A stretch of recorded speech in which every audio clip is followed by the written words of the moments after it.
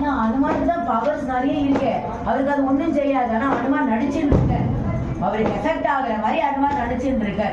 என்ன பண்றா உடனே எல்லாரும் அனுமாரை கட்டிட்டு ராவணனோட சபைக்கு கூட்டிட்டு போறா.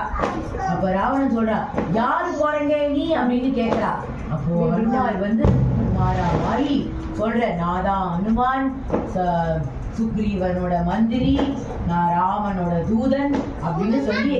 தூதன்னா பக்தர், ஓகே. ராமனோட தூதன்னா மெசஞ்சர், ஆனா பக்தர்.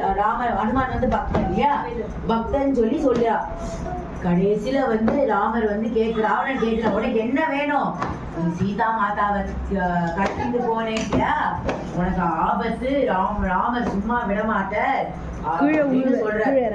ராவணன், கொள்ளுங்கள் இந்த அனுமானை அப்படின்னு டைலாக் விடுற. என்ன விடுற? அப்படியே எல்லாரும் வந்து கொள்ள வரா.